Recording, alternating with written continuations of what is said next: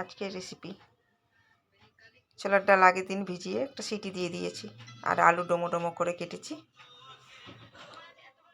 আর এদিকে আছে টমেটো, কাঁচা লঙ্কা, আর এদিকে জিরে আদা বাটা, শুকনো লঙ্কা আর একটু হলুদ। আর সোমবারের জন্য একটা দারচিনি, জিরে, শুকনো লঙ্কা, তেজপাতা, হিং। এদিকে তেলটা গরম হলো, ফোড়নটা দিয়ে দিলাম। ভালো করে ভাজা হয়ে গেলে আলুগুলো তেলে দিয়ে দেব। দেখো আলুগুলো তেলে দিয়ে দিলাম। আলুটাকে লাল লাল করে ভাজা করব।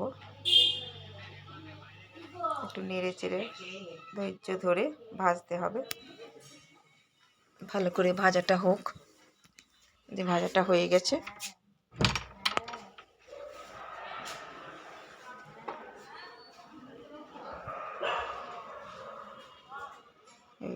ভালো করে ভাজাটা হয়ে গেছে। দেখো তেলটাকে মাঝখানটা তেলের মধ্যে এবারে হিংটা দেব। হিং তোমরা যারা হিং খাও না তে দিও না, কিন্তু হিং ছাড়াও ভালো লাগবে খেতে। এই হিংটা দিয়ে দিলাম। হিংটা দিয়ে একটু ভাজা ভাজা করে নেব।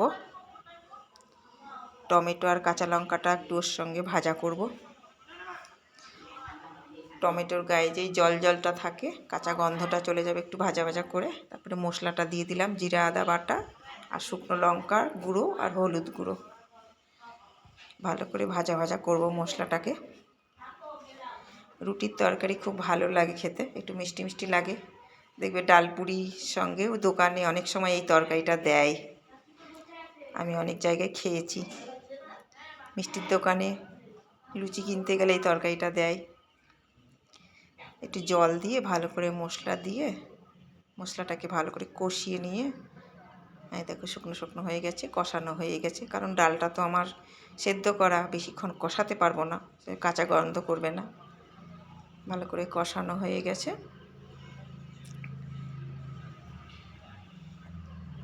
ভালো করে দেখো তেল ছেড়ে দিয়েছে। যে ডালটা সেদ্ধ করে রেখেছি, ডালটা দিয়ে দিলাম। ডালটা এমনভাবে সেদ্ধ করতে হবে গলবে না, অথচ তোমার শক্ত শক্ত থাকবে। ডালটাকে দিয়ে একটুখানি কষাবো। হাই একবারে গ্যাসের তাপটাকে একদম হাই করে দিয়েছি, তা নাহলে জল ছেড়ে যাবে।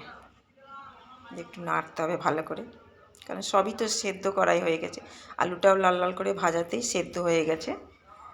নুন, মিষ্টিটা দিয়ে দিলাম। একটু মিষ্টি মিষ্টি হলে খেতে ভালো লাগবে। যারা মিষ্টিটা পছন্দ করো না, তাহলে একটু মিষ্টিটা কম দিও।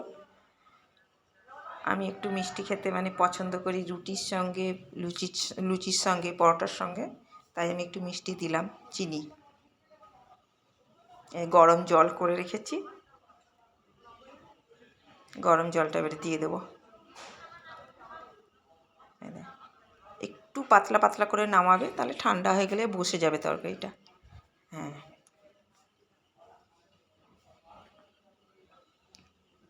হয়ে গেল, ফুটবে এবারে। দেখো প্রায় আমার তরকারিটা হয়েই এলো। নিরামিষ একটা তরকারি, লুচি, পরোটা, রুটির সঙ্গে খেতে খুব ভালো লাগে। একদিন বানিয়ে খেয়ে দেখো তোমরা। নামাবার আগে একটু ভাজা মশলা দেব। মৌরি, জিরে আর ধনে আর লঙ্কা শুকনো কড়াইয়ে ভেজে বেটে নিয়েছি। হয়ে গেল আজকে আমার ছোলার ডালের তরকারি। তোমরা কে কী নাম দিবে দাও। এটা তো আমার নিজের রেসিপি, আমি নিজেই বানিয়েছি, তাই আমি